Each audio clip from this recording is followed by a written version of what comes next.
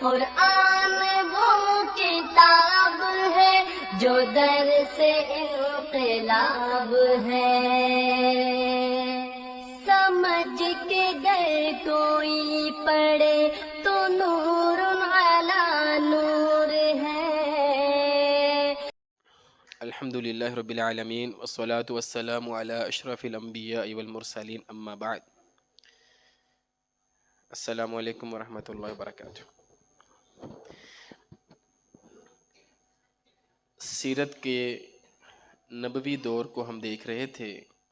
کیسے آواز پہلے ٹھیک تھی، زیادہ ہو گئی آواز، اور ہم نے ابھی تک بات کر لی کہ اللہ کے رسول صلی اللہ علیہ وآلہ وسلم جب مدینہ آئے تو آپ نے 3 کام سب سے پہلے کیے۔ لوگوں کا اللہ کے ساتھ تعلق بنانے کے لیے آپ نے مسجد نبوی کی تعمیر کی، اور امت کا آپس میں تعلق بنانے کے لیے مواخات، اور امت کا غیروں کے ساتھ تعلق بنانے کے لیے آپ نے میثاق مدینہ کیا۔ اس کے بعد حضرت عائشہ رضی اللہ تعالی عنہ کی رخصتی کے حوالے سے ہم نے گزشتہ نشست میں بات کی، اور اس کے ساتھ ہی ہم نے کچھ گزارشات رکھی تھیں جہاد کے حوالے سے کہ مدینہ میں جہاد کی اجازت دے دی گئی۔ آج کچھ جہاد کے حوالے سے ہی تفصیلی گفتگو ہم انشاءاللہ کریں گے۔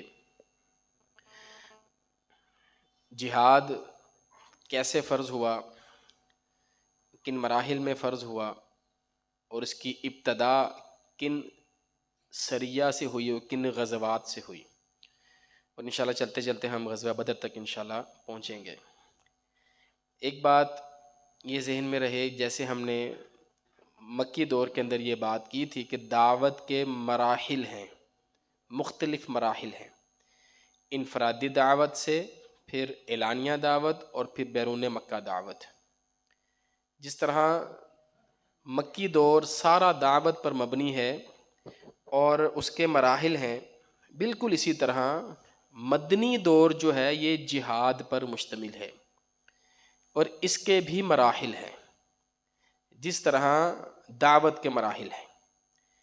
تو گویا حضور کی مکمل زندگی کو 2 حصوں میں تقسیم کر کے مدنی اور مکی کو ہم جب تقسیم کرتے ہیں تو مکی زندگی دعوتی زندگی ہے اور مدنی زندگی حضور کی جہادی زندگی ہے،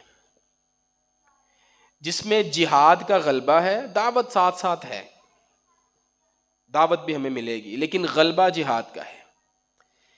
مکہ میں ہمیں جہاد نظر نہیں آئے گا، صرف خالصتاً دعوت ہے،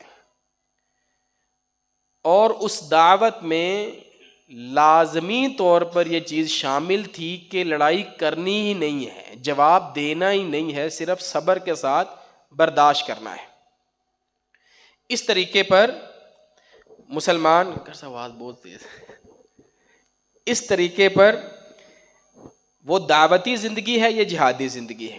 لہٰذا صحابہ کرام جو ہیں ان کی شخصیت کے اندر یہ دونوں پہلو نمایاں تھے۔ جی اب ٹھیک ہے، وہ داعی بھی تھے اور مجاہد بھی تھے۔ مکہ میں انہوں نے دعوت سیکھی تھی اور مدینہ میں انہوں نے جہاد سیکھا تھا۔ یہاں تک یہ بات بھی کلیئر رہنی چاہیے۔ جس طرح مکی دور کی دعوت مرحلہ وار بڑھتی چلی گئی، بالکل اسی طرح جہاد بھی مرحلہ وار بڑھا ہے۔ یہ نہیں کہ پہلے نشست میں ہی اور پہلے ہی سریہ جو ہے وہ آپ نے سلطنت فارس کی طرف بھیج دیا ہو۔ بہت چھوٹے چھوٹے قافلے، چند افراد پر مبنی، 100، 50، ایک سریہ آپ نے 9 افراد پر بھی مشتمل بھی بھیجا۔ تو اس طرح جہاد کا آغاز ہوا، وہ ہم انشاءاللہ آگے دیکھیں گے۔ اس لیے ہم نے یہ بات کر لی تھی کہ اذن جہاد سے وجوب جہاد، جہاد کی پہلے اجازت دی گئی اور بعد میں جا کر جہاد فرض ہو گیا۔ ان کے مراحل ہم نے بات کر لی تھی۔ سب سے پہلا مرحلہ ہے اذن جہاد کا، کہ وہ صحابہ جو مکہ میں مصیبتیں جھیل کر اور مظلومیت کی زندگی گزار رہے تھے اور اپنا گھر بار چھوڑ کر ہجرت کر کے مدینہ چلے گئے، ان کا بار بار یہ اصرار تھا کہ اللہ کے رسول ہمیں مکہ والوں سے لڑنے کی اجازت دیں۔ 9 ماہ کے بعد، مکہ میں 9 ماہ گزرنے کے بعد جا کر اللہ تعالیٰ نے پیارے پیغمبر کو جہاد کی اجازت دی، حکم نہیں دیا، اجازت دی۔ 9 ماہ تک اللہ کے رسول کی کوئی سرگرمی ہمیں نہیں ملتی، عسکری سرگرمی مدینہ میں ہمیں نہیں ملتی۔ 9 ماہ کے بعد حضور کو اجازت ملی۔ اس کے بعد ہم دیکھتے ہیں جہاد کا حکم آیا، جہاد واجب ہوا، لیکن ساتھ میں ایک شرط لگا دی گئی، الذین یقاتلونکم، ان لوگوں سے لڑائی کرنی ہے جو خود لڑنے کے لیے آئیں، آپ نے نہیں لڑنا۔ اگر وہ لڑائی کریں تو آپ بھی لڑ لینا، آپ کو بھی اجازت ہے، پھر آپ بھی ان کے ساتھ قتال کریں، صرف ان سے لڑنا ہے۔ ہم آگے بات کریں گے کہ اللہ کے رسول صلی اللہ علیہ وآلہ وسلم نے صلح حدیبیہ تک صرف اور صرف مشرکین مکہ سے لڑائی کی۔ درمیان میں یہودیوں نے بغاوت کی تو اللہ کے رسول نے ان سے لڑائی کی، ان کو مدینہ سے نکال دیا، وگرنہ حضور کا ٹارگٹ جو تھا وہ صرف اور صرف مشرکین مکہ تھے۔ الذین یقاتلونکم، وہ لوگ جنہوں نے آپ کو گھروں سے نکال دیا، آپ کے شہر سے نکال دیا، آپ کے ساتھ وہ لڑائیاں کرتے ہیں، آپ کو دھمکیاں دیتے ہیں، ہم یہ کر دیں گے، صرف ان سے لڑائی کرنی ہے۔ اللہ کے رسول صلی اللہ علیہ وسلم سارے عرب سے لڑائی نہیں لی اللہ کے رسول نے، حتیٰ کہ حضور نے تو یہودیوں سے بھی میثاق کر لیا ہے، صلح نامہ کر لیا ہے، معاہدہ کر لیا ہے، اور منافقین سے بھی اللہ کے رسول نے لڑائی نہیں کی، کوئی جھگڑا نہیں کیا آپ نے۔ صرف اللہ کے رسول کا ٹارگٹ جو ہے وہ مشرکین مکہ تھے، صرف مکہ والے، مکہ کے زائد لوگ وہ بھی نہیں تھے اللہ کے رسول کا ٹارگٹ، کیونکہ جہاد کی ابتدا ہے، بالکل اسی طرح جس طرح دعوت کی ابتدا تھی۔ گھر سے دعوت شروع ہوئی، سیدہ خدیجہ نے قبول کیا، حضرت ابو بکر انفرادی طور پر دعوت دیتے دیتے پھر اعلانیہ دعوت ہوئی، اور پھر جا کر کہیں حضور طائف گئے 10 سال کے بعد۔ بالکل اسی طرح جہاد بھی تھوڑا تھوڑا کرتے کرتے کرتے بڑھتا رہا۔ اس پورے سسٹم کو بھی ہمیں سمجھنا چاہیے۔ پھر تیسرا مرحلہ یہ آتا ہے کہ مشرکین کے ساتھ اب آپ جہاد کریں۔ پہلے تھا صرف مکہ والوں کے ساتھ، اب عرب کے جتنے مشرکین ہیں، کیونکہ اب آپ طاقت میں ہیں، اب سب کے اوپر آپ نے دباؤ ڈالنا ہے۔ اور چوتھا مرحلہ تھا اہل کتاب۔ اہل کتاب کو یا تو وہ جزیہ دینے پر راضی ہو جائیں یا ان کے ساتھ قتال ہوگا، اور کوئی تیسری رائے نہیں ہے، اسلام قبول کر لیں، جزیہ دے دیں، یا پھر ان کے ساتھ لڑائی ہوگی۔ جہاد کی تعریف ہم نے کر لی تھی۔ اللہ کے رسول نے فرمایا جہاد وہ ہوتا ہے جو اللہ تعالیٰ کا کلمہ بلند کرنے کے لیے لڑائی کی جائے۔ جہاد کا فلسفہ، اس کا مقصد ہم نے سمجھ لیا۔ پہلی امتوں پر اللہ رب العالمین عذاب بھیجا کرتے تھے، آفتیں آتی تھیں، اور اس کو بھی بڑا پیارے انداز سے علماء نے بیان کیا کہ جب مسلمان کمزور تھے، ایک زمانہ تھا مسلمان کمزور تھے، تھوڑے تھے، اللہ رب العالمین اس قوم پر عذاب بھیجتے تھے اور ان تھوڑے سے مسلمانوں کو وہاں سے جانے کا حکم دے دیتے تھے کہ تم لوگ نکل جاؤ یہاں سے۔ ہم نے واقعہ نوح علیہ السلام میں بھی یہ دیکھا، نوح علیہ السلام سے کشتی میں بیٹھ کر آپ نکل جاؤ۔ قوم عاد میں ہم نے دیکھا ہود علیہ السلام کو حکم ملا آپ چلے جائیں۔ قوم صالح میں ہم نے دیکھا صالح علیہ السلام کو حکم ملا آپ یہاں سے چلے جائیں۔ لوط علیہ السلام کو اللہ نے حکم دیا آپ یہاں سے چلے جائیں۔ ان قوم، یہ تب تھا جب مسلمان تھوڑے تھے، قلیل تھے، گنتی کے چند لوگ ہوتے تھے، پوری بستی کافر ہوتی تھی، اللہ ساری بستی کو تباہ کرتا، تھوڑوں کہتا تم چلے جاؤ یہاں سے۔ پھر جب مسلمان بڑھ گئے لیکن ان کے اندر طاقت نہیں تھی لڑنے کی، تو اللہ رب العالمین نے دشمن کو ان کے سامنے خود مارا، فرعون کو بنی اسرائیل کے سامنے۔ بنی اسرائیل تھوڑے نہیں تھے، تحقیق یہ ہے کہ جب یہ مصر سے نکلے ہیں موسیٰ علیہ السلام ان کو لے کر، یہ لاکھوں میں تھے، 4-5 لاکھ ان کی تعداد تھی، لیکن یہ فرعون سے لڑ نہیں سکتے تھے، غلامانہ ذہنیت کے مالک تھے۔ اللہ نے ان کے سامنے فرعون کو ڈبویا، ان کے سامنے مارا. پہلی قوموں کو ان کے پیچھے سے مارا ہے، دیکھا نہیں انہوں نے.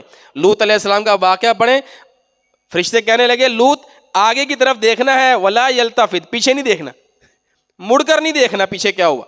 لیکن بنی اسرائیل کو اللہ نے دکھایا فرعون کو ڈوبتے ہوئے، انہوں نے خود دیکھا اپنے دشمن کو ڈوبتے ہوئے.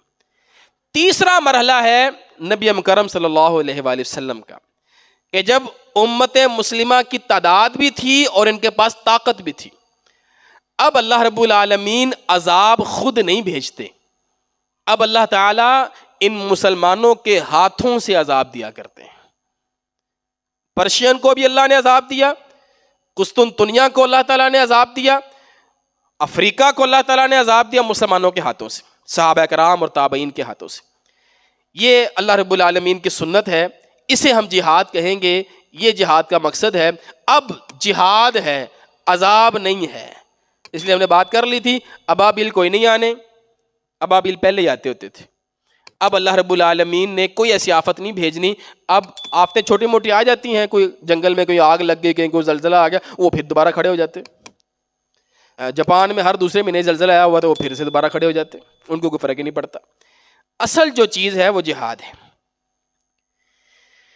جہاد کا شرعی حکم کیا ہے، اس کے حوالے سے ہم بات کرنا چاہتے ہیں. یہ آپ کے سامنے جو آیت ہے کتب علیکم القتال، یہ آیت بتا رہی ہے کہ جہاد فرض ہے. بالکل یہ وہی والے الفاظ ہیں، یا ایھا الذین آمنوا کتب علیکم الصیام، اے مومنو تمہارے اوپر روزے فرض ہیں. یہاں کہا کتب علیکم القتال، تمہارے اوپر قتال فرض ہے. جہاد کی قسم قتال، یہاں قتال کا لفظ ہے. یہ نہیں کہا کتب علیکم الجہاد. پھر تو کہنے والے کہہ سکتے تھے نہیں، اس سے تو قلم والا جہاد مراد ہے، اس سے تو سپیچ والا جہاد مراد ہے، اس سے تو علم والا جہاد مراد. اللہ نے جہاد کا لفظ، قتال کا لفظ استعمال. قتال لڑائی کرنا، لڑنا، خون ریز، یہ تمہارے اوپر فرض ہے، اس کو تم ڈینائی نہیں کر سکتے. اچھا فرض کیسے ہے؟ فرض کی دو قسمیں ہوتی ہیں، ایک فرض کفایہ ہوتا ہے، ایک فرض عین ہوتا ہے. جہاد اپنی اصل میں فرض کفایہ ہے، فرض کفایہ ہے. فرض کفایہ کہتے ہیں کہ اگر چند لوگ وہ فرض ادا کر دیں تو باقی سب لوگوں سے وہ فرض ادا ہو جاتا ہے. اس کی بڑی مثال ہمارے ہاں جنازہ ہوتا ہے. جنازہ فرض ہے لیکن فرض کفایہ ہے. 4 بندے، 5 بندے، 10 بندے بھی اگر جنازہ پڑھ لیں گے تو باقی سب کی طرف سے وہ جنازہ ہو جائے گا. اعتکاف فرض کفایہ ہے. سنت یا بعض علماء نے فرض کفایہ کہا ہے کہ اگر ایک مسجد میں ایک بندہ بھی بیٹھ گیا تو وہ محلے والوں کی طرف سے کفایت کر جائے گا. لیکن اگر کوئی بھی نہ بیٹھا تو سارا محلہ گنہگار ہوگا. اگر فرض کفایت نہ کر رہا ہو تو پھر سارے مجرم ہوتے ہیں. مثال کے طور پر جنازہ پڑھا، پڑھنے والا کوئی نہیں، تو گناہگار کون ہے؟ سارے کے سارے، کیونکہ فرض ادا نہیں ہو رہا. اس لیے اگر جہاد نہیں ہو رہا تو سب کے سب مجرم ہیں. اس بات کو سمجھیے. فرض کفایہ ہے کفایت کے ساتھ، اتنی تعداد جو کفایت کر جائے، جو کفایت کر جائے. مطلب جماعت کے لیے 4-5 2 بندوں کا ہونا یا 3 بندوں کا ہونا ضروری ہے نا. اب ایک جنازے کے لیے ایک ہی بندہ کھڑا ہو، اتنی جماعت ہو کہ وہ کفایت کر جائے. اسی طرح جہاد کے لیے اتنی تعداد ہو کہ وہ کفایت کر جائے. یہ نہیں کہ وہ 10 گئے تھے اور 10 کے 10 مارے گئے، شہید ہو گئے. اب اتنی تعداد کہ وہ کفایت کر جائے. اب آپ سے اور مجھ سے بھی جہاد کا فریضہ ساقط ہو جائے گا. لیکن اگر اتنی تعداد نہیں ہے کہ جہاد پر کفایت کر جائے تو پھر سمجھ لیں سارے ہی مجرم ہیں. یہ فرض کفایہ اور فرض عین کا یہ فلسفہ ہوتا ہے، اس کو ایسے سمجھنا چاہیے. اجی وہ کر رہے ہیں تو جو وہ کر رہے ہیں وہ کفایت کر گیا ہے؟ اسلام غالب آ گیا ہے یا کہیں غلبہ ہو رہا ہے؟ اگر وہ کفایت نہیں کر رہا تو پھر ہمیں فکر کرنی چاہیے. فرض عین جہاد تین صورتوں میں جہاد فرض عین ہو جاتا ہے. تین صورتیں ایسی ہیں کہ جب فرض عین کہتے ہیں ہر انسان پہ فرض، جیسے نماز پڑھتے ہیں نا، نماز فرض عین ہے، 5 وقت کی نماز پڑھنا یہ فرض عین ہے، ہر بندے پر لازم ہے. اسی طرح جہاد بھی 3 صورتوں میں فرض عین ہو جاتا ہے، ہر بندے پر فرض. پہلی صورت، جب کفار مسلمانوں کے کسی خطہ یا عرضی پر دھاوا بول دیں، خواہ وہ زمین کا ٹکڑا چھوٹا ہو یا بڑا ہو، تو اس کے تمام تر رہنے والوں پر، اس جگہ کے اندر رہنے والوں پر جہاد کرنا فرض عین ہو جاتا ہے.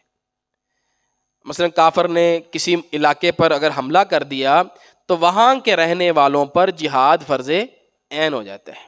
جیسے مثال ہمارے سامنے غزہ کی ہے. اب غزہ پر اگر اسرائیل حملہ کرتا ہے تو غزہ والوں پر جہاد فرض عین ہو جاتا ہے، ہر مرد پر. یعنی مسلمان ہونا اس کا ضروری ہے، بالغ ہونا ضروری ہے، عاقل ہونا اس کا ضروری ہے، عقل مند ہونا چاہیے. اس پر جہاد، جیسے نماز جب فرض ہوتی ہے اسی طرح اس پر جہاد فرض ہو جاتا ہے. پھر کہتے ہیں اگر وہاں کے رہنے والے کفار سے مقابلہ نہ کر سکتے ہوں، اگر یہ صورت ہے تو پھر ان کے قریب والوں پہ ان کی مناصرت یعنی ان کی مدد میں جہاد فرض عین ہو جاتا ہے. ان کے قریب رہنے والوں پر جہاد فرض عین ہو جاتا ہے کہ اپنے مسلمان بھائیوں کو بچاؤ جن کے اوپر کافر مسلط ہو رہے ہیں. حتیٰ کہ یہ واجب تمام تر مسلمانوں پر بالعموم لاگو ہو جاتا ہے.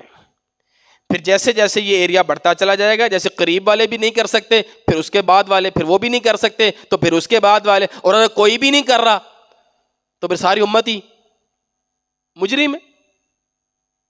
پھر ساری امت ہی مجرم ہے کہ کفایت بھی نہیں کر رہا، عین بھی ہو چکا ہے اور پھر بھی بیٹھے ہیں. اس لیے آپ کے علم میں ہے مفتی تقی عثمانی صاحب کا فتویٰ آ چکا تھا کہ غزہ کے وجہ سے جہاد اب امت پر فرض ہو چکا ہے. علماء کا کام ہے فتویٰ دینا. عالم کیا ہوتا ہے؟ فتویٰ دینے کے لیے ہوتا ہے. باقی جو ذمہ داران ہیں، جو عہدے داران ہیں، اب اگلا کام اس فتوے پر عمل درآمد کرنا ان کا کام ہوتا ہے. یہ مفتی کا کام نہیں ہوتا کہ وہ اسلحہ اٹھا کر وہاں چلا جائے اور جا کے لڑے جا کر. مفتی کا کام شرعی حکم بیان کرنا ہوتا ہے. انہوں نے اپنا حق ادا کر دیا تھا. مفتی اعظم ہونے کی حیثیت سے پاکستان کے انہوں نے جہاد کا فتویٰ جاری کر دیا تھا. اچھا، بہرحال کیونکہ سلطنت اسلام مشرق سے مغرب تک ایک ہی ہے، مسلمان جہاں جہاں رہتے ہیں یہ مشرق سے مغرب ایک ہی ہیں، خواہ موجودہ تقسیمات میں وہ کئی ملکوں میں منقسم ہو چکے ہیں وہ سارے ایک ہی. اگر آپ اپنے آپ کو امت مسلمہ کا فرد سمجھتے ہیں، امت مسلمہ کا حصہ سمجھتے ہیں، پھر ہمارے اوپر لازم ہے. لیکن اگر آپ اپنے آپ کو پاکستانی سمجھتے ہیں تو پھر آپ پر لازم نہیں ہے. پھر آپ پر پاکستان کا دفاع کرنا، اس کی حفاظت کرنا لازم ہے. مسلمانوں کی حفاظت کرنا آپ کے ذمے نہیں ہے. آپ کے ذمے پاکستان میں رہنے والے ہندو کی حفاظت کرنا بھی لازم ہے اور عیسائی کی حفاظت کرنا بھی لازم ہے، کیونکہ آپ پاکستان کے محافظ ہیں، آپ پاکستانی کے محافظ ہیں، آپ پاکستان کی سرحد کے محافظ ہیں، آپ اسلام کے محافظ نہیں ہیں. اس لیے پاکستانی اگر غزہ میں پھنسا ہو تو ہمیں فکر ہوتی ہے، ہمارا پاکستانی، ہمارا ایمبیسی میں ہمارا ایمبیسڈر، ہمارا فلاں وہ وہاں پر پھنس گیا، کیونکہ وہ پاکستانی ہے. بات سمجھ رہے ہیں؟ آپ کو سمجھ آ رہی ہے؟ اگر تو پاکستان کے اعتبار سے سوچیں تو پھر ہمارا کوئی حق نہیں بنتا وہاں پہ جا کر لڑنے کا یا بات کرنے. لیکن اگر امت مسلمہ ہے تو مشرق سے مغرب تک امت ایک ہی ہوتی ہے اور وہ رشتہ اسلام کا رشتہ ہوتا ہے. جہاد اسے کہتے ہیں.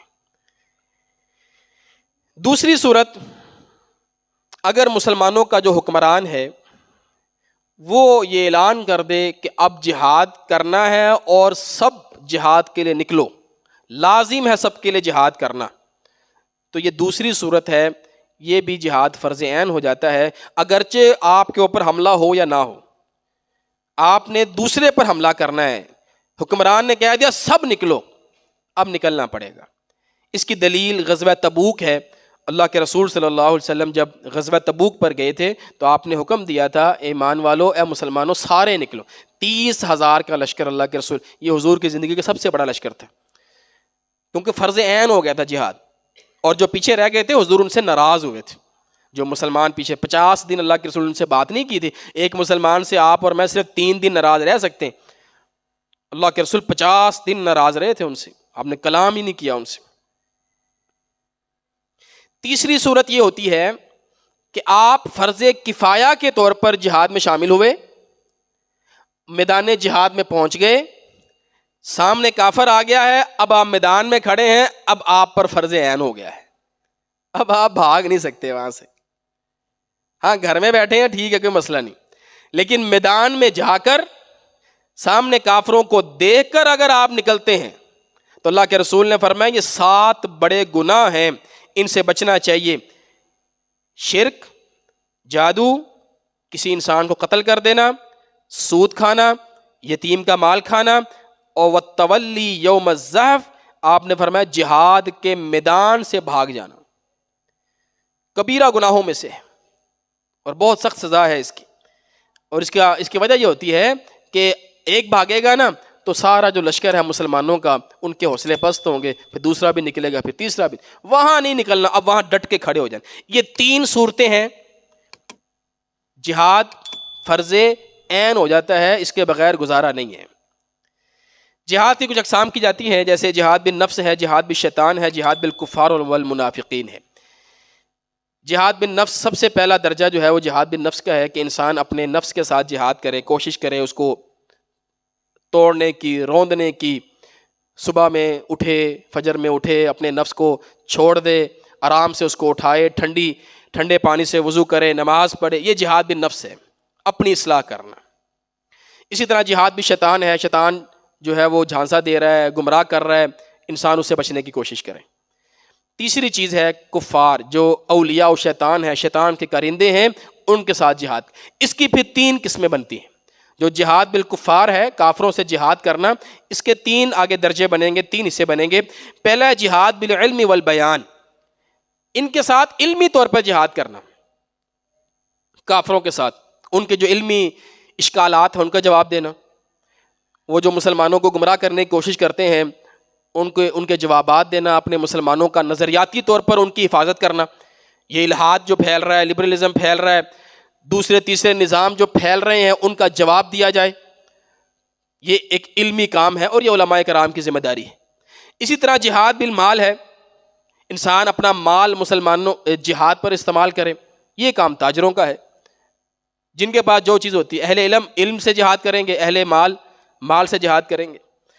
اور تیسری چیز ہے جہاد بالیدی والسنان، ہاتھ سے جہاد کرنا، اسلحے کے ساتھ جہاد کرنا، یہ سب سے افضل جہاد ہے، اپنی اپنی جگہ پر یہ سب سے افضل جہاد ہے، کہ انسان خود میدان کارزار میں اپنی جان بھی لے جائے، اگر مال ہے مال بھی لے جائے، اور پھر اپنے ہاتھوں سے لڑے، تو یہ تیسرا درجہ ہے جہاد کا۔ اسی لیے بہت سارے علماء ہم نے دیکھا، تاریخ میں پڑھا، وہ جہاد میں شامل ہوئے، اور اصحاب صفہ جتنے اللہ کے رسول سے پڑھا کرتے تھے، وہ علم اپنی جگہ پر حاصل کرتے تھے لیکن جہاد میں بھی شامل ہوتے تھے۔ امام احمد بن حنبل رحمہ اللہ کے بارے میں پچھلے دنوں ہم نے پڑھا کہ ان کی آخری وقت پر یہ خواہش تھی، کاش میں جہاد کرتا، میں جہاد نہیں کر سکا۔ وہ اپنے پاؤں کو دیکھ کر کہا کرتے تھے کہ تم جہاد کے میدان میں چل نہیں سکے، مجھے اس چیز کا دکھ ہے۔ یہ کیوں تھا، آگے ایک حدیث ہے کہ میں آپ کو بتاتا ہوں پھر۔ اسی طرح جہاد کی ایک اور قسم ہے، 2 اقسام بنتی ہیں جہاد کی۔ ایک ہوتا ہے دفاعی جہاد، آپ اپنا دفاع کرنے کے لیے لڑتے ہیں، مثلا کفار مسلمانوں کے کسی علاقے پر حملہ آور یا قابض ہو جائیں تو اس علاقے کو کفار سے چھڑانے کے لیے جو لڑائی ہوگی، اسے جہاد، دفاعی جہاد کہیں گے۔ جیسے غزہ کے اندر جو جہاد ہو رہا ہے یہ دفاعی جہاد ہے، ڈیفینسو، اپنے آپ کو بچانے کے لیے۔ یہ بھی ضروری ہے، فرض ہے۔ ایک جہاد ہوتا ہے اقدامی جہاد، کہ آپ ٹھیک ہیں، سیو ہیں اور آپ کے پاس طاقت بھی ہے، تو آپ کسی کافر قوم کے اوپر مسلط ہو جاتے ہیں، ان سے لڑائی کرتے ہیں اور ان کو کہتے ہیں کہ آپ اسلام قبول کر لیں ورنہ ہم آپ سے لڑائی کریں گے۔ اسے اقدامی جہاد کہتے ہیں۔ تعریف سمجھ لیں، اقدامی جہاد یا جہاد طلب سے مراد یہ ہے کہ کفار کی عہد شکنی، دعوت کے راستے میں رکاوٹ یا شعائر اسلام کی توہین کی وجہ سے ان کے اوپر آگے بڑھ کر حملہ کیا جائے، اسے اقدامی جہاد۔ جیسے ابھی ہم نے بات کی غزوہ تبوک، اللہ کے رسول مدینہ سے نکلے، تبوک کا سفر کیا، 700-800 کلومیٹر کا سفر، 1 مہینے کی مسافت، یہ کون سا جہاد ہے؟ اقدامی جہاد، اوفینسو جہاد ہے۔ حضور خود نکلے ہیں مدینہ سے، لیکن بدر، احد اور احزاب یہ ڈیفینسو جہاد ہے، وہ لڑنے کے لیے آئے۔ تو حضور کا جو مدنی دور ہے نا، وہ آدھا ڈیفینسو ہے اور آدھا اوفینسو ہے، دونوں جہاد اللہ کے رسول سے ملتے ہیں، ٹھیک ہے۔ ہمارے ہاں موجودہ دور میں کچھ ایسے لوگ بھی آ گئے ہیں جو اپنے آپ کو اسکالر بھی کہتے ہیں اسلامک، اور وہ کہتے ہیں جہاد صرف دفاعی ہوتا ہے، اقدامی جہاد نہیں ہوتا، کہ آپ اپنا دفاع کرنے کے لیے لڑیں، یہ تو ٹھیک ہے چلو، لیکن آپ کسی کو تنگ نہ کریں، کہتے ہیں نا اپنا چھوڑو نہ کسی کو چھیڑو نہ، تو ایسا نہیں ہے۔ اسلام جب خود مضبوط ہو جائے گا پھر اسلام پھیلے گا، اور یہ ساری زمین اللہ کی زمین ہے، اور اس ساری زمین پر اللہ کا حکم چلے گا، اس لیے صحابہ کرام پھیلتے چلے گئے، اور مراکش کے ساحل پر کھڑے ہو کر سمندر کو دیکھ کر صحابی کہتا ہے اگر مجھے پتا ہو کہ اس سمندر کے اگلی پار بھی دنیا موجود ہے، اللہ میں وہاں بھی تیرا نام بلند کرنے کے لیے چلا جاؤں۔ اسے اقدامی جہاد کہتے ہیں۔ صحابہ کرام نے پھر اس کو پروان چڑھایا۔ بیت المقدس کی فتح اقدامی جہاد ہے۔ کہتے جی بس وہ اللہ کے رسول صلی اللہ علیہ وسلم کی زندگی میں تھا، بعد میں نہیں، آج کوئی اقدامی جہاد نہیں، ایسا نہیں ہے۔ لیکن آج پہلے ڈیفینسو ہے، پہلے آپ اپنے آپ کو ڈیفینس کریں، آپ اتنے طاقتور ہو جائیں کہ پھر آپ اوفینسو جہاد کی طرف آئیں، ٹھیک ہے۔ یہ دو قسمیں بھی جہاد کی ہیں۔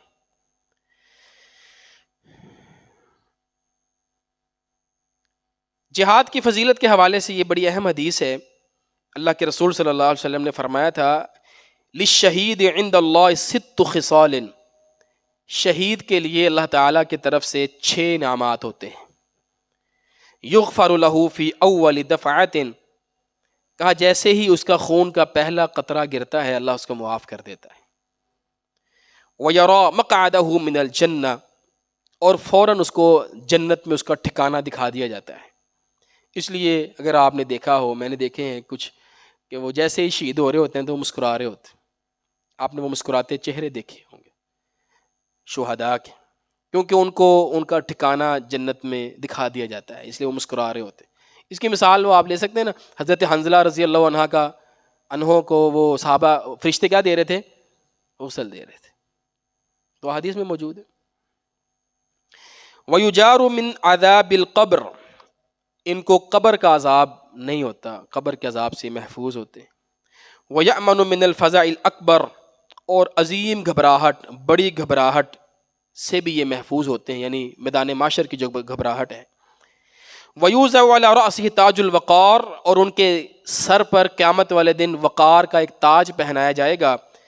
الْيَاقُوتُهُ مِنْهَا خَيْرٌ مِنَ الدُّنْيَا وَمَا فِيهَا، اس تاج کے اندر جو یاقوت موتی لگے ہوئے ہیں ان میں سے ایک یاقوت دنیا اور جو کچھ اس میں ہے اس سے بہتر ہے، ایک یاقوت۔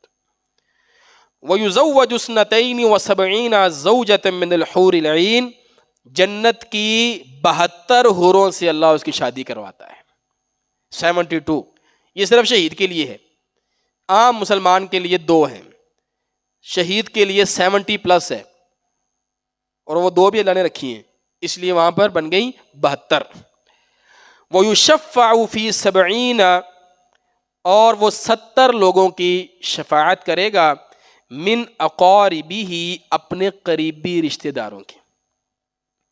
یہ بھی بڑی اہم بات ہے، اقاربہ، رشتہ داروں کی، یہ نہیں کہ جس کی بھی اللہ رب العالمین جس کی اجازت دیں گے، رشتہ داروں میں سے۔ اس لیے ہمیں صحابیات ایسی ملتی ہیں جن کا شوہر بھی شہید، جن کا بیٹا بھی شہید، جن کا بھائی بھی شہید، اور وہ اس چیزوں پر فخر کیا کرتی تھی، ان کے کتنے سفارشی ہو جائیں گے۔ اسی طرح نبی مکرم صلی اللہ علیہ وآلہ وسلم نے فرمایا من مات ولم یغزو، جو شخص ایسی حالت میں فوت ہوا کہ اس نے کبھی جہاد نہیں کیا، ولم یغزو، ایک مرتبہ بھی اس نے لڑائی نہیں کی، جہاد نہیں کیا، ولم یحدث به نفسہ، اور نہ ہی کبھی اس کے دل میں آیا کہ مجھے کرنا چاہیے، نہ ہی کبھی چاہت پیدا ہوئی، نہ ہی کبھی شوق پیدا ہوا، نہ کبھی اللہ سے مانگا اس نے، فرمایا مات علی شعبۃ من النفاق، ایسا بندہ تو نفاق یعنی منافقت پر مرے گا، کہ جس کے اندر اسلام کی مدد اور نصرت کے لیے کوئی جذبات نہیں ہے، کوئی جذبات نہیں ہے کہ میری طرف سے اسلام کی کوئی مدد ہو جائے، کسی طریقے سے مدد ہو جائے، مالی اعتبار سے، علمی اعتبار سے، جان کے اعتبار سے، میں کوئی دین کے کسی کام میں اپنے آپ کو کھپا دوں، اپنا کوئی پسینہ میرا نکل آئے، کوئی تھکاوٹ مجھے محسوس ہو۔ ہم کام کرتے ہیں نا تو رات کو ہم جاتے ہیں یار میں تھکیا آیا، مینوں نہ چھیڑو، میں کام کر کے آیا، تو کبھی کوئی تھکاوٹ ایسی بھی ہو جو دین کے کام کی وجہ سے ہو، کہ میں دین کا یہ کام کر کے آیا ہوں اللہ کے لیے، مجھے تھکاوٹ ہے، تو یہ بھی جہاد ہے اور اس چیز پر ہمیں غور کرنا چاہیے۔ یہ وہ حدیث ہے جس کے بارے میں نے آپ کو بتایا کہ امام احمد بن حنبل رحمہ اللہ کہا کرتے تھے کہ میں جہاد نہیں کر سکا، باقی ساری نیکیاں میں نے کرنے کی کوشش کی ہیں، جہاد میری زندگی میں رہ گیا۔ جہاد کا آغاز کب ہوتا ہے؟ ہم دیکھتے ہیں کہ اللہ کے رسول صلی اللہ علیہ وآلہ وسلم جب مدینہ میں جاتے ہیں تو فرضیت جہاد شعبان 2 ہجری میں، یعنی دوسرے سال جہاد کی فرضیت ہوتی ہے، اس سے پہلے ابھی صرف اجازت ملی تھی۔ اب ہم نے دیکھنا ہے کہ حضور نے جہاد کیسے شروع کیا، جیسے ہم نے بات کی نا ابھی، دعوت کیسے شروع کی اللہ کے رسول نے، مراحل، اس کے مرحلے، یہ بڑا اہم ٹاپک ہے، اس کو آپ نے غور سے اگر یہ آپ کو سمجھ آ گیا نا تو آگے حضور کی جتنی زندگی ہے جہاد والی وہ آپ کو سمجھ آ جائے گی، اس میں آپ کو پریشانی نہیں ہوگی، وگرنہ انسان جو ہے نا بعض اوقات حضور کی جو یہ جہادی زندگی ہے اس کو دیکھ کر کچھ ایسی چیزیں ہوتی ہیں جس میں انسان پریشان ہو جاتا ہے، تو اس چیز کو آپ نے غور سے سمجھنا ہے۔ اللہ کے رسول صلی اللہ علیہ وسلم نے جو جہاد کا آغاز فرمایا وہ اکنامک وارفیئر سے، معاشی جنگ سے تھا، یعنی حضور صلی اللہ علیہ وآلہ وسلم نے سب سے پہلے مکہ والوں کی معیشت کو نقصان پہنچانے کی صورت میں جہاد کی ابتدا کی، کہ ان کو کسی طرح ان کی معیشت میں ہم کمزور کریں، اسے کہتے ہیں اکنامک وارفیئر۔ اس کی تعریف یہ کی جاتی ہے کہ ایک ایسی اسٹریٹجی، ایسا طریقہ کار جس میں ایک اسٹیٹ، ایک ریاست دوسری ریاست کو معاشی طور پر کمزور کر دے، یہ آکسفورڈ انگلش ڈکشنری میں ہے، دوسری کو معاشی طور پر، کیونکہ لڑائی کے لیے آپ کو مضبوط معیشت کی ضرورت ہے، اگر آپ کی معیشت کمزور ہے تو آپ نہیں لڑ سکتے، کچھ دیر لڑیں گے پھر آپ کولیپس کر جائیں گے۔ اب مکہ والے جو تھے نا، ان کی معیشت، میں نے آپ کو، ہم نے بات کی تھی، ان کی جو معیشت تھی وہ تجارت پر مبنی تھی، یہ تاجر لوگ تھے، ان کے ساتھ یہ ایک ٹریڈ روٹ لگتا تھا، اور یہ یمن سے مال لیتے تھے اور شام پہنچاتے تھے، اور شام سے مال لیتے تھے یمن پہنچاتے تھے۔ یہ والا آپ نقشہ دیکھ سکتے ہیں، یہاں بندرگاہ پر مال اترتا تھا، یہ یمن سے پھر راستے میں جاتا ہے، یہ مکہ ہے، یہ اونٹوں پر سفر ہوتا ہے، یہ مکہ ہے، یہ مدینہ ہے۔ اچھا، مکہ سے جب یہ شام جاتے ہیں، یہاں پر یہ پیٹرا جہاں پہ لکھا ہوا ہے، یہ مدینہ سے ہو کے جاتے ہیں، مدینہ شہر سے نہیں، یعنی کہ مدینہ کے ارد گرد مضافات سے ان کے روٹ بنتے ہیں، یہ وہاں سے جاتے ہیں۔ اللہ کے رسول صلی اللہ علیہ وآلہ وسلم نے ان کے جو راستے ہیں، معیشت کی شاہراہ جو ہے، وہاں پر ان کو ضرب لگانا شروع کی۔ کیسے لگائی وہ ہم آگے دیکھتے ہیں، پہلے آپ نقشے کو سمجھ، یہ یمن ہے، یہ یہاں سے مال جا رہا ہے، یہ مکہ ہے۔ اب مکہ سے 3 طرف مال جاتا ہے، ایک یہ والا علاقہ ہے نجد کا، اس طرف عراق کے علاقے میں، ایک یہ والا علاقہ ہے مدینہ سے خیبر تیمہ اور یہ بصرہ میں، اور ایک یہ والا راستہ ہے جو یہ غزہ شام کی طرف جاتا ہے۔ یہ منڈیاں تھیں یہاں پر، کیونکہ یہاں پر تینوں بر اعظم آپس میں ملتے ہیں، آگے سمندر ہے، یہاں سے مال آگے جایا کرتا تھا۔ تو شام یمن، شام سے یمن، یمن سے شام، یہ تجارت تھی مکہ والوں کی، اور ان کا روٹ بنتا تھا مدینہ کے قریب سے۔ اللہ کے رسول صلی اللہ علیہ وآلہ وسلم نے کیا کیا، ان کی معاشی ناکہ بندی کی۔ جس راستے سے یہ گزرتے تھے مال لے کر، حضور نے ان راستوں پر صحابہ کرام کو کھڑا کرنا شروع کر دیا، چھوٹے چھوٹے لشکر بھیجنا شروع کر دیے، ان کو تنگ کرنا شروع کر دیا، کوشش کی کہ یہ نہ جا سکیں، ناکہ بندی جسے ہم کہتے ہیں، جس طرح آج کل ہمارے لگتے ہیں ہیلمٹ کے لیے۔ تو پہلا منصوبہ جو ہے نا اللہ کے رسول صلی اللہ علیہ وسلم کا، وہ یہ تھا کہ جو قبائل اس شاہراہ کے ارد گرد رہتے ہیں یا اس شہراہ سے مدینے تک کے درمیانی علاقے میں آباد تھے، ان کے ساتھ حلف یعنی دوستی اور تعاون اور جنگ نہ کرنے کا معاہدہ۔ اب ظاہری بات ہے راستے میں کئی قبیلے بھی رہتے تھے، تو اللہ کے رسول نے ان سے صلح کر لی، راستہ صاف ہو گیا حضور کے لیے۔ آپ نے ان کے ساتھ صلح کر کے کہ ہم نے آپس میں نہیں لڑائی کرنی، ہم آپ کے دوست ہیں۔ اور دوسرا آپ نے کیا کیا، اس شاہراہ پر گشتی دستے بھیجنا شروع کر دیے، جو گشت لگاتے تھے اور دیکھتے تھے کون سا قافلہ کدھر جا رہا ہے، کون سا کدھر جا رہا ہے۔ پورا آپ کا انٹیلیجنس کا پورا ایک نظام تھا جاسوسی کا، آپ پوری جاسوسی رکھتے تھے، صرف کن کی؟ مشرکین مکہ کی، بس اور کسی کی نہیں، کیونکہ آپ کے دشمن مکہ والے تھے۔ آپ ان کی پوری انکوائری کرتے تھے کہ کون کدھر جا رہا ہے، کیا کر رہے ہیں، کیسے چل رہا ہے نظام۔ غزوہ بدر جو ہے یہ دوسرے سال رمضان میں ہوتا ہے۔ غزوہ بدر سے پہلے 8 عسکری مہمات اللہ کے رسول نے کر دی تھیں ایک سال میں۔ ایک سال میں اللہ کے رسول صلی اللہ علیہ وسلم نے 8 عسکری مہمیں چلائی ہیں، ان میں سے 4 میں اللہ کے رسول خود شریک تھے اور 4 میں آپ شریک نہیں تھے۔ اس لیے جس غزوہ میں حضور خود شریک ہوتے ہیں اسے غزوہ کہتے ہیں، اور جس میں اللہ کے رسول خود شریک نہیں ہوتے اس کو عربی میں سریہ کہتے ہیں۔ کیا کہتے ہیں؟ سریہ۔ تو پتہ یہ لگا کہ غزوہ بدر سے پہلے 4 سریے اور 4 ہی غزوات ہو چکے تھے، لیکن یہ چھوٹے چھوٹے غزوات تھے۔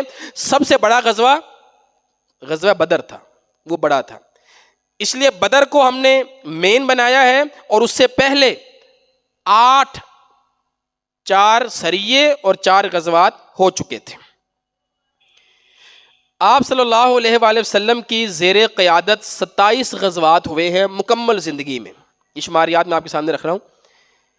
جو 9 سال جہادی زندگی ہے، پہلا سال نہیں ہوا، 9ویں 10ویں مہینے جا کے جہاد شروع ہوا، تو 9 سالوں میں 27 غزوات کی ہیں اللہ کے رسول صلی اللہ علیہ وسلم نے۔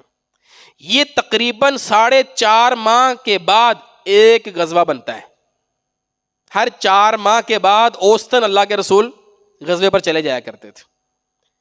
یہ بات سمجھ آ رہی ہے نا آپ؟ 4 ماہ حضور مدینہ میں رہتے ہیں، پھر آپ غزوے پہ، پھر واپس آتے ہیں، 4 ماہ مدینہ میں رہتے ہیں، پھر غزوے پر، یعنی اوسطاً ایسے ہے، اوسطاً دیکھا جائے تو یہ بنتا ہے، ریشو یہ نکلتی ہے۔ اسی طرح یہ جو 27 غزوات تھے، ان میں سے 9 غزوات میں قتال ہوا، لڑائی ہوئی، باقیوں میں نہیں ہوئی۔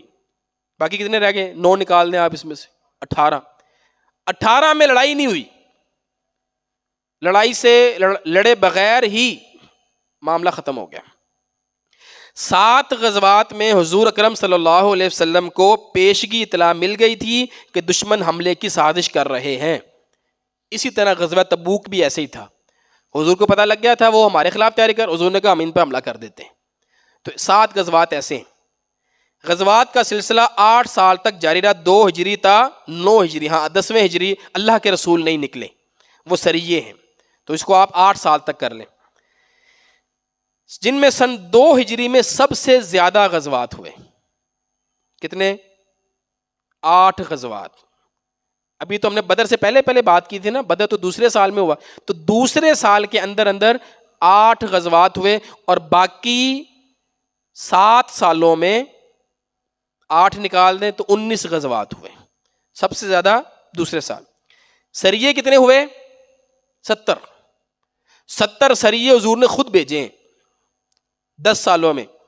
اس کی ریشو نکالیں تو ایک فوجی دستہ اوسطاً 1.5 ماہ بعد، ہر 1.5 ماہ بعد جا رہا ہے، ہر 1.5 ماہ بعد ایک لشکر جا رہا ہے، ہر 1.5 ماہ بعد ایک لشکر. یہ 9-10 سال کا جو حضور کا دورانیہ جہاد کا ہے. 70 اور 27 کتنے ہو گئے؟ 97 عسکری مہمات اللہ کے رسول نے کی ہیں، جس میں سے 27 میں آپ خود شامل ہوئے اور 70 اللہ کے رسول نے صحابہ کرام کو بھیجا. یہ جو سرائے ہیں جن سے ابتدا ہوئی، سریہ کہتے ہیں چھوٹے لشکر کو، 50 بندے، 100 بندے، 150 بندہ اللہ کے رسول بھیجا کرتے تھے.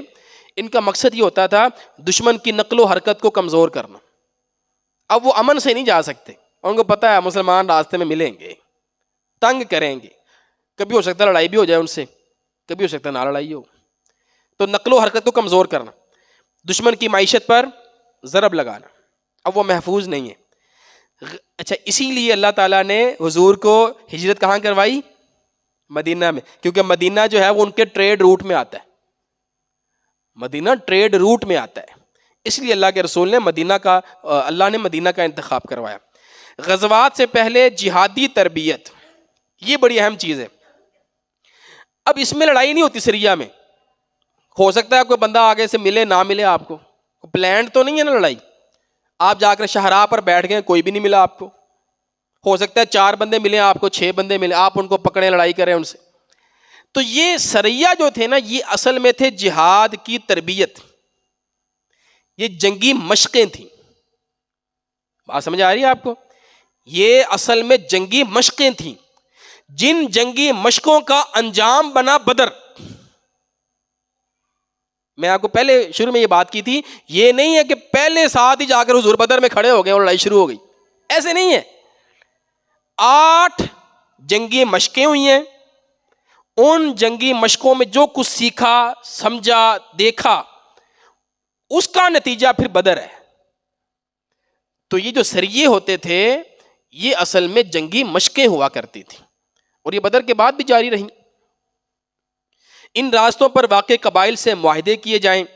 حضور سریے پہ بھیجتے تھے تو پھر ان کے جو علاقے والے ہوتے تھے ان سے معاہدے بھی ہوتے تھے. یثرب کے مشرکین اور یہود اور آس پاس کے بدوؤں کو یہ احساس دلایا جائے کہ مسلمان طاقتور ہے، یہ کمزور نہیں ہے، اور اب انہیں کمزور نہیں سمجھا جائے گا. یہ بھی مقصد ہوتا تھا یہ چھوٹے چھوٹے سریہ بھیجنے کا. مدینہ میں جو سب سے پہلا سریہ اللہ کے رسول نے بھیجا نا، اس کو آپ نے حضرت حمزہ رضی اللہ تعالیٰ عنہ کی لشکر کشی میں ان کی سپہ سالاری میں بھیجا تھا. سب سے پہلا لشکر 30 سوار تھے ان کے ساتھ، ساحل سمندر کی طرف بھیجا، تجارتی قافلے کو روکنے کے لیے بھیجا تھا. کوئی انصاری صحابی نہیں تھا ان میں، صرف مہاجر تھے. یہ آپ نے اتنے میری بات ذہن میں بٹھا لینی ہے، ان سریہ میں 8 سریہ میں کوئی انصاری صحابی موجود نہیں تھا. کون سے تھے؟ کیونکہ انہوں نے لڑنا ہے جن کو نکالا گیا ہے، وہ تو مہاجر نکالے گئے، ظلم تو مہاجروں پر ہوا ہے، انصار پہ تو نہیں ہوا. لہذا لڑنے کے لیے کون جا رہے ہیں؟ اذین للذین یقاتلون، ان لوگوں کو اجازت ہے جن کو مارا گیا. وہ کون تھے؟ تو مہاجر ہیں. لہذا مہاجر جا رہے ہیں اپنوں کے پاس ہی، جو ان کے اپنے مشرکین مکہ والے، ان سے لڑنے کے لیے. لہذا کوئی انصاری نہیں ہے، 30 صحابہ مہاجر صحابہ. اسلام کا پہلا جھنڈا حضرت ابو مرثد کو تھمایا گیا رضی اللہ تعالیٰ عنہ. سپہ سالار حضرت حمزہ ہیں، جھنڈا ابو مرثد کے پاس ہے. ساحل پر ابو جہل سے سامنا ہوا، 300 لوگ تھے ابو جہل کے ساتھ. تھوڑی سی ان کی جھڑپ ہوئی حضرت حمزہ کی اور ابو جہل کی. تو وہاں پر پاس ایک قبیلہ تھا، جوہینہ قبیلہ، اس کا سردار تھا مجدی بن عمر جوہنی. اس نے آپس میں صلح کروا دی اور صحابہ کرام واپس آ گئے اور وہ واپس چلے گئے. اب یہ کیا ہو رہی؟ ٹریننگ ہو رہی ہے، یہ جنگی مشق ہے، لڑائی نہیں ہوئی، جنگی مشق کی گئی ہے. اور علماء نے لکھا یہ کتنے 30، وہ کتنے ہیں 300، لیکن پھر بھی وہ ان پر غالب نہیں آ سکے. تھریڈ کرنا ہے نا آپ نے، ان کو تھوڑا تھریڈ کرنا ہے، تھوڑا روکنا ہے، ذہن میں آئے اگلی دفعہ جائیں گے ہو سکتا پھر کوئی ٹکر جائے گا مسلمان. تو پہلا سریہ حضرت حمزہ کا ہوا. حضور اکرم صلی اللہ علیہ وآلہ وسلم کا سب سے پہلا غزوہ یہ غزوہ ودان، غزوہ ابوا کے نام سے مشہور ہے. یہ اللہ کے رسول کی زندگی کا پہلا غزوہ ہے. ماہ سفر کی 10 تاریخ کو 54 سال کی عمر میں 54 ایئرس حضور کی عمر ہے، اور اللہ کے رسول جہاد میں پہلی مرتبہ خود نکلے ہیں. 60 مہاجرین صحابہ آپ کے ساتھ، لڑائی نہیں ہوئی. اسی راستے میں یہ جو حضور جب نکلے تھے تو راستے میں اللہ کے رسول نے ایک قبیلے کے ساتھ معاہدہ کیا کہ آپ ہمارے ساتھی ہیں. اس معاہدے کا یہ ہمیں ریکارڈ ملتا ہے. یہ بنو زمرہ کے لیے محمد رسول اللہ صلی اللہ علیہ وسلم کی تحریر ہے. یہ لوگ اپنے جان اور مال کے بارے میں مأمون رہیں گے، ہم تم پر حملہ نہیں کریں گے، اور جوان اور جو ان پر یورش کرے گا اس کے خلاف ان کی مدد کی جائے گی، ہم آپ کی مدد کریں گے، اللہ کہ یہ خود اللہ کے دین کے خلاف جنگ کرے. اگر یہ ہمارے خلاف جنگ کرے تو ہم کو نہیں چھوڑیں گے. یہ معاہدہ اس وقت تک کے لیے ہے جب تک سمندر سیوار، پانی کی تہہ میں اگنے والی گھاس کو تر کرے، یعنی ہمیشہ کے لیے. جب تک سمندر میں پانی ہے تب تک یہ معاہدہ ہے. اور جب نبی صلی اللہ علیہ وسلم اپنی مدد کے لیے انہیں آواز دیں گے تو انہیں آنا ہوگا. یہ بھی ہماری مدد کے لیے آئیں گے، اور جب انہیں ضرورت پڑے گی تو ہم ان کی مدد کے لیے جائیں گے. تو اس طرح اللہ کے رسول ان لوگوں سے معاہدے کیا کرتے تھے. اسی طرح حضور کا دوسرا غزوہ جو ہے یہ بڑا اہم ہے. اللہ کے رسول کو خبر ملی کہ مکہ سے ایک قافلہ جا رہا ہے جو بہت زیادہ مالیت ان کے پاس ہے، 50 اونٹ ہے، اور تجارت شام کی طرف جا رہے ہیں. ابو سفیان رضی اللہ تعالیٰ عنہ جو کہ اس وقت مسلمان نہیں تھے، ان کی قیادت میں قافلہ جا رہے ہیں. تو حضور نے 150 یا 200 مہاجر صحابہ کو ساتھ لیا اور آپ وہاں پر پہنچے، لیکن آپ کو پتہ لگا کہ قافلہ وہاں سے گزر چکا ہے. حضور کے ہاتھ نہیں آئے. وہ یہی وہ قافلہ ہے کہ جب یہ واپس آ رہے تھے تو حضور غزوہ بدر میں ان کو لینے کے لیے گئے تھے. اس لیے یہ غزوہ ذوالعشیرہ بڑا مشہور ہے، معروف ہے. جب ابو سفیان جا رہے تھے تو ہاتھ نہیں لگے، جب واپس آ رہے تھے تو اللہ کے رسول دوبارہ نکلے، ہاتھ تب بھی نہیں لگے وہ، لیکن تب غزوہ بدر ہوا. ٹھیک ہے، وہ ہم آگے دیکھیں گے. آپ لشکر کو لینے کے لیے، لوٹنے کے لیے وہاں پر نکلے تھے، لیکن صرف مشرکین نے، یہ نعوذ باللہ کوئی ڈکیت نہیں تھے، کوئی لوٹ مار نہیں ہو رہی تھی کہ جو آتا ہے اس کو پکڑ لے، نہیں، صرف مشرکین نے، کیونکہ ان کے پاس جو مال تھا وہ کن کا تھا؟ وہ ان کا بھی تھا، مہاجرین کا. انہوں نے قبضے کر لیے تھے پیچھے. مین وجہ تو اگلی بنے گی نا، واپسی والا ہے، یہی والا قافلہ ہے. یہ جب جا رہا ہے اور اب جب یہ واپس آئے گا تو بدر آ جائے گی. ہم آگے انشاءاللہ دیکھتے. اس کو آپ نے ذہن میں رکھنا ہے، غزوہ ذوالعشیرہ. اس کے بعد ایک سریہ اللہ کے رسول نے بھیجا، یہ بڑا اہم ہے تاریخی اعتبار سے. اللہ کے رسول صلی اللہ علیہ وسلم نے 8 مہاجر صحابہ کو عبداللہ بن جہش کی سپہ سالاری میں بھیجا. 9 لوگوں کو آپ نے خط دیا، کہا عبداللہ یہ 2 دن بعد تم نے کھولنا ہے، اور جو اس میں لکھا ہوگا تب آپ نے دیکھنا ہے. یہ گئے اور وہاں پہ لکھا ہوا تھا اللہ کے رسول نے کہ آپ مکہ اور طائف کے درمیان وہاں پہ جا کر بیٹھ جائیں اور دیکھیں وہاں پر جو ان کی نقل و حرکت ہے اس کو دیکھیں آپ. یہ وہاں پہنچ گئے تو ایک 5 یا 6 افراد کا ایک قافلہ تھا مشرکین مکہ کا، وہ وہاں پر ان کو مل گئے. رجب کا مہینہ ہے حرمت والا. کون سا؟ رجب کا مہینہ، آخری تاریخ ہے اس کی. اگلے دن حرمت والا مہینہ نہیں ہوگا. اور عرب کے ہاں اصول یہ ہے حرمت والے مہینوں میں لڑائی نہیں کرنی. اب یہ بیٹھے ہیں دیکھ رہے ہیں کیا کریں، آج آخری تاریخ ہے، اور اگر آج ہم نے حملہ نہیں کیا تو یہ تو نکل جائیں گے اگلے دن، کیا کریں کیا کریں. تو بالآخر انہوں نے فیصلہ کیا، پھاڑ لو. انہوں نے پکڑ لیا، ایک بندہ مارا. یہ اسلام کا پہلا بندہ تھا جو مسلمانوں نے مارا اس غزوہ کے اندر، سریہ کے اندر. عبداللہ ایک بندہ مرا ان کا. ایک بندہ بھاگ گیا، 2 بندے قیدی بنا لیے، اور ان کا جتنا مال تھا وہ مال غنیمت بنا لیا، اور لے کر یہ مدینہ واپس آ گئے. حضور نے جب دیکھا اور انہوں نے بتایا، حضور ہم نے 30 رجب کو ان پر حملہ کیا، بندہ بھی مار دیا، مال غنیمت بھی لے، قیدی بھی لے. تو اللہ کے رسول نے ان کو ڈانٹا، انہوں نے کہا میں نے کب کہا تھا کہ یہ کام کرو، کہ تم نے حرمت والے مہینے کی بھی حیا نہیں کی. آپ نے نہ ان کو قیدی بنایا، نہ آپ نے مال غنیمت لیا. آپ نے کہا مجھے نہیں چاہیے. میں نے تو تمہیں یہ کہا ہی نہیں تھا، میں نے کہا تھا بس ان کی نقل و حرکت کو دیکھنا ہے تم لوگوں نے. یہ بڑے پریشان ہوئے صحابہ کرام، یہ 9 افراد جو ہیں بڑے پریشان ہوئے. انہی دنوں میں مشرکین کو پتہ لگا ہمارا بندہ مار دیا انہوں نے، یہ پہلا بندہ مرا تھا ان کا مکہ والوں کا. یہودیوں کو پتہ لگا کہ انہوں نے حرمت والے مہینے کی کو پامال کر دیا، انہوں نے باتیں کرنا شروع کر دیں کہ اب تو ان کے ہاں حرمت والے مہینوں کی بھی حیا نہیں ہے، یہ ایسے لوگوں کو قتل کر رہے ہیں. جب ان کا پروپیگنڈا بنا نا تو اللہ رب العالمین نے ان صحابہ کی شان میں یہ آیت نازل فرمائی. اب آپ نے اس آیت کو پڑھنا، آپ کو پتہ لگے گا اللہ رب العالمین کس انداز میں جواب دے رہے ہیں. یسألونک عن الشہر الحرام قتال فیہ، حضور یہ آپ سے پوچھتے ہیں کہ حرمت والے مہینوں میں لڑائی کرنا، قتال کرنا کیسا ہے؟ یہ ان صحابہ پر سوال اٹھا رہے ہیں.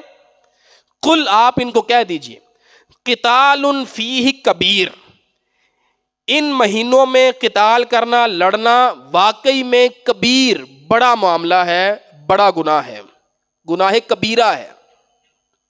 وَصَدٌّ عَن سَبِيلِ اللَّهِ، لیکن یاد رکھو اللہ کی راہ سے روکنا، وَكُفْرٌ بِهِ، اور اللہ کا کفر کرنا، وَالْمَسْجِدِ الْحَرَامِ، اور مسجد حرام میں جانے سے روکنا، وَإِخْرَاجُ أَهْلِهِ، اور مکہ والوں کو ان کے گھروں سے نکالنا، مِنْهُ أَكْبَرُ عِنْدَ اللَّهِ، یہ اس گناہ سے بڑے گناہ ہیں. جو انہوں نے گناہ کیا ہے نا حرمت والے مہینوں کا، جو تمہارے گناہ ہے نا وہ اس سے بڑے ہیں. تم جو ان کو مسجد نبوی میں بھی جانے دیتے ہو، حرم میں بھی جانے نہیں دیتے، عمرہ بھی نہیں کرنے دیتے، اللہ کی راہ سے روکتے ہو، تم نے ان کو گھروں سے وہ بڑے گناہ ہیں. وَالْفِتْنَةُ أَكْبَرُ مِنَ الْقَتْلِ، انہوں نے تو قتل کیا، تم تو فتنے ڈالتے ہو، فتنہ قتل سے بڑا گناہ ہے.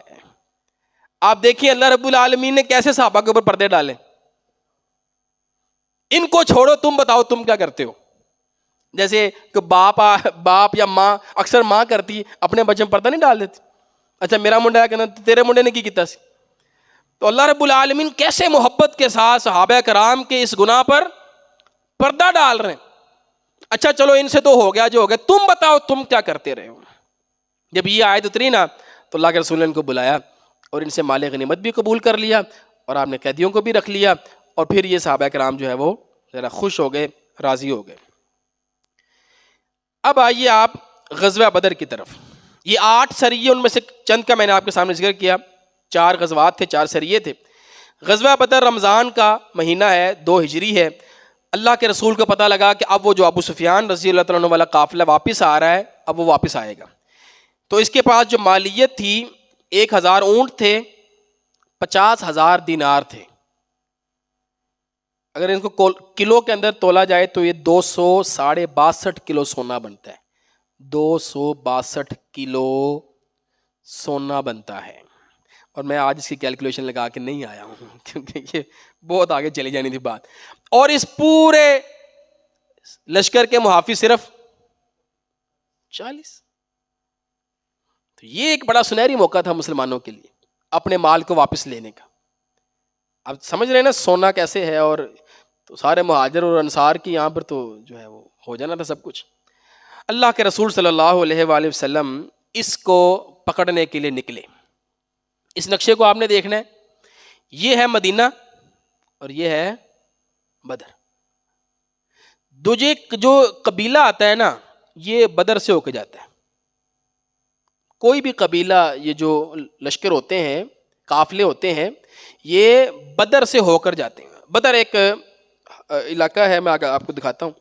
یہ یہاں سے اس نقشے میں دیکھیں، یہ مدینہ ہے اور یہ بدر ہے.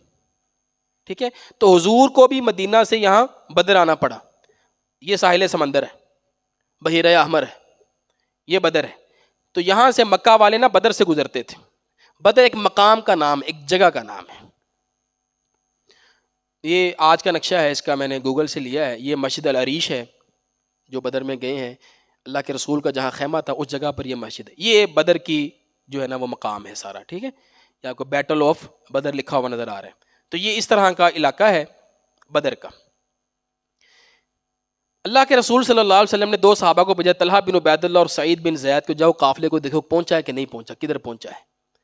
یہ دونوں گئے، ایک کنویں کے پاس بیٹھے، رکے بدر کے پاس. تو 2 عورتیں وہاں باتیں کر رہی تھیں. ایک نے کہا تو میرا قرضہ نہیں واپس کر دی. اس نے کہا بس 2 دن بعد قافلہ آ جائے گا قریشی کا، 2 دن بعد قافلہ آ جائے گا تو میں نا اس قافلے میں مزدوری کروں گی. اچھا ہوتا کیا تھا، بدر میں وہ رکتے تھے، منڈی وغیرہ لگتی تھی، کوئی سامان بیچتے تھے خریدتے بھی تھے، تو میں یہاں پر نہ کچھ کام کروں گی تو تیرا قرضہ میں لا دوں گی. ان دونوں صحابہ نے کنویں سے پانی پیا اور پانی پی کے وہاں سے نکل گئے. اچھا ابو سفیان کو بھی پتا تھا کہ بھائی یہ میرے پیچھے پڑے ہوئے ہیں، جاتے ہوئے تو میں چلو نکل گیا. واپسی ٹائم تو وہ بھی نہ پتہ کرتے کرتے اسی کنویں کے پاس پہنچے تو ایک شخص وہاں پر کھڑا تھا، اس سے پوچھنے لگے یار ادھر کوئی بندے تو نہیں دیکھے، کوئی اجنبی بندے ہوں؟ اس نے کہا ہاں 2 بندوں کو میں نے دیکھا بس، لیکن کچھ زیادہ نہیں. پانی پلایا اور چاند سے چلے گئے. کہا اونٹ کہاں بیٹھے تھے ان کے؟ کہاں یہاں بیٹھے تھے. وہ گئے وہاں دیکھا تو اونٹ کا گوبر پڑا ہوا. وہ گئے اور جا کر انہوں نے اس کو اٹھا کر ایسے کھولا، ایسے توڑا، اس کو توڑا تو اس کے اندر کھجور کی گٹھلی. تو دیکھ کے کہنے لگے یار تو مدینہ دینے، یہ تو مدینہ سے آئے. فوراً حضرت ابو سفیان جو کہ بہت تیز آدمی تھے، زیرک آدمی تھے، بعد میں بھی سردار رہے، اپنی قوم کے مسلمانوں میں بھی سردار رہے، انہوں نے کیا کیا، یہ والا جو راستہ ہے جو کہ بدر میں آنا تھا انہوں نے یہاں سے ٹرن لیا اور یہ ساحل سمندر پر آ گئے. اور یہاں سے انہوں نے ساحل سمندر کے اوپر آہستہ آہستہ یہاں پر یہ مکہ پہنچے. یہ میپ ہے بدر کا سمجھنے کے لیے، ٹھیک ہے نا. اللہ کے رسول بدر آ رہے ہیں، ان کو پتہ لگا، انہوں نے ٹرن لیا اور یہاں سے سیدھا اس طرف آ گئے. اچھا یہ تو وہاں سے نکلے، لیکن انہوں نے اطلاع کر دی مکہ میں، وہ ہم آگے دیکھتے ہیں. ادھر سے اللہ کے رسول جب اس قافلے کے لیے نکلے ہیں تو حضور نے 82 صحابہ جو مہاجر تھے اور باقی سارے انصاری تھے، اوس 61 تھے اور خزرج 180 تھے، ٹوٹل 313، کوئی 310 کہتا ہے، کوئی 305 کہتا ہے، 300 سے کچھ اوپر یہ صحابہ کرام کی تعداد تھی. یہ بدر کا مقام ہے، جیسے میں نے ابھی آپ کو تصویر دکھائی، یہ مدینہ کا راستہ ہے اور یہ راستہ ہے شام کا. دیکھ رہے ہیں آپ، لکھا باتجاہ الشام، شام کا جو قافلہ تھا نا وہ ادھر سے آنا تھا اور یہ علاقہ ہے یہاں پر انہوں نے ٹھہرنا تھا. حضور یہاں سے آئے تھے اور یہاں سے انہوں نے نکلنا تھا. مکہ والے یہاں سے انٹر ہوئے تھے. وہ جب جنگ ہم دیکھیں گے تب ہم دیکھیں گے اس کو. تو یہ اصل میں یہ بدر کا علاقہ ہے، ٹھیک ہے جی. اللہ کے رسول نے 2 صحابہ کو اور بھیجا. جب یہ آگے گئے نا تو ان کو پتہ لگا کہ ابو سفیان تو نکل گئے ہیں لیکن دوسرا قافلہ آ رہا ہے. وہ قافلہ کیسے آیا؟ حضرت عاتکہ بنت عبد المطلب حضور کی پھپھی ہیں، انہوں نے ایک خواب دیکھا. ان کو خواب آیا کہ ایک شخص اونٹ پر سوار ہے اور کہہ رہا ہے یا آل غدر، اے غدارو جاؤ اپنا مال بچا لو 3 دن کے اندر اندر، ورنہ تمہارا مال نہیں ملے گا. پھر وہ خانہ کعبہ کے پاس آیا، خانہ کعبہ کے اوپر چڑھ کر اس نے یہ اعلان، یہ خواب میں وہ دیکھ رہی ہیں. پھر ایک پتھر اس نے جبل ابو قبیس سے پہاڑ کے اوپر چڑھ کر نیچے پھینکا اور وہ پتھر جب نیچے گرا ریزہ ریزہ ہوا تو ہر گھر کے اندر داخل ہو گیا، کیونکہ اس قافلے کے اندر سارے گھروں کا مال تھا، ہر قبیلے کا مال تھا. حضرت عاتکہ نے یہ خواب حضرت عبد عباس کو بتایا، حضرت عباس نے عتبہ کو بتایا، کرتے کرتے بات باہر پھیل گئی. ابو جہل کو پتہ لگا. ابو جہل کہنے لگا اگلے دن حضرت عباس سے، پہلے تو تمہارے مرد نبی بنتے تھے، اب تمہاری عورتیں بھی نبی بننے لگ گئیں. کیا ہوا؟ کہا اب تمہاری بہن جو ہے وہ یہ خواب بیان کر رہی ہے کہ ایسے ہو گیا وہ ہو گیا. کہتا ہے اگر 3 دن میں ایسا کچھ نہ ہوا تو دیکھنا ہم تمہیں مکہ سے نکال دیں گے. دھمکی دے دی اس نے حضرت عباس کو. تیسرا دن تھا، حضرت ابو سفیان نے جو شخص بھیجا تھا اس کا نام تھا زمزم بن عمر غفاری.